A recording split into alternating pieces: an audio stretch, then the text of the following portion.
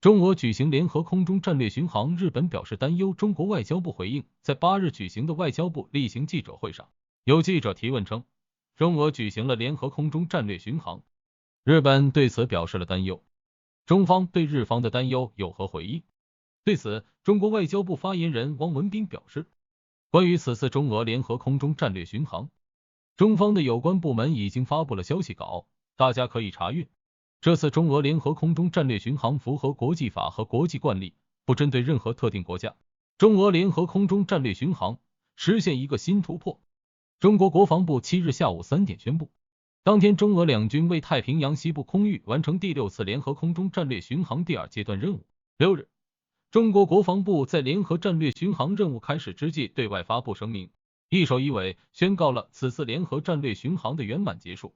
值得注意的是，中俄今年进行的首次联合空中战略巡航分为2个阶段进行，这是中俄联合空中战略巡航自2019年第一次行动以来的首次，也是一次新的突破和探索。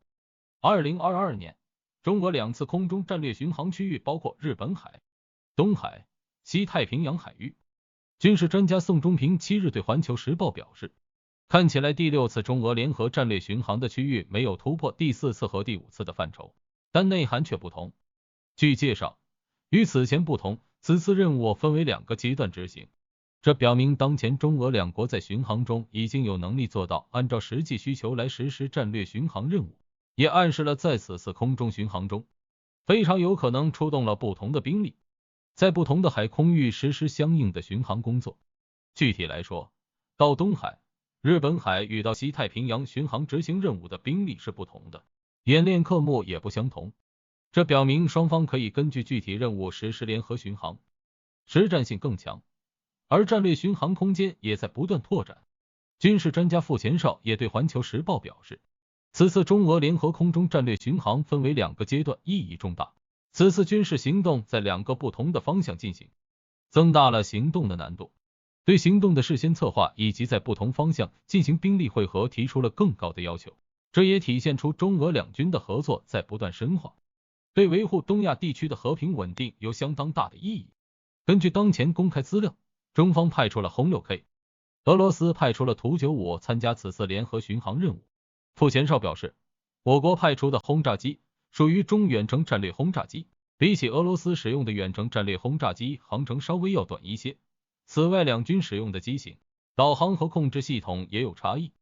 战略轰炸机比起战术飞机航程更远，往往要在陌生地域执行任务，相关的导航、控制与指挥也更加复杂。因此，两国轰炸机要进行空中协同配合，就需要进行不断的演练，掌握相关技能，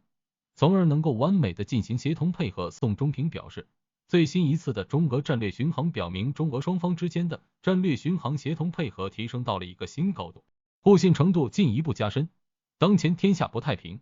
中俄战略巡航也需在远海远空强化联合巡航的能力建设，才能有利于地区的和平稳定。韩方抗议中俄军机飞入防时区，中方已就联合巡航第一时间发声明。韩联社最新消息声称，就中俄军机日前一度进入韩国防空识别区一事，韩国政府7日提出严正抗议，敦促两国防止类似事件再次发生。中国国防部6日以第一时间发布中俄举行第6次联合空中战略巡航的消息。军事专家当天还对环球时报记者表示，中方更加开放透明的态度是一种自信的体现，同时也防止发生误判，体现出负责任的态度。韩联社还称，韩国防部声称其国际政策官李承范当天上午已向中俄两国驻韩武官就此提出抗议，韩外交部也通过外交渠道就此表示遗憾。韩联社还提到，据韩国联合参谋本部消息，4架中国军机和4架俄罗斯军机于6日依次进入韩国南部海域和东部海域的防空识别区，但未侵犯韩国领空。据悉，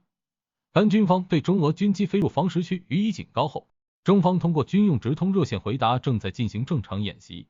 俄方没有应答。中国国防部6日发布消息称，根据中俄两军年度合作计划，6日双方在日本海、东海相关空域组织实施第6次联合空中战略巡航。国防部发布的这一消息并不长，但其中暗含信息不少。环球时报记者搜集各方报道发现，此次中国国防部在当天中午12 3分率先发布了这条消息。韩国联合参谋本部在当地时间下午4点半左右发布的消息。消息称，当天上午11时52分至下午1时49分中，俄飞机然后离开。这也印证中国国防部在联合巡航行动开始之际就第一时间发布了声明，且发布时间比其他各方都早。军事专家张学峰6日对环球时报记者表示，这表明中方对相关活动持更加开放、透明的态度，也是一种自信的体现，同时也防止发生误判，体现出负责任的态度。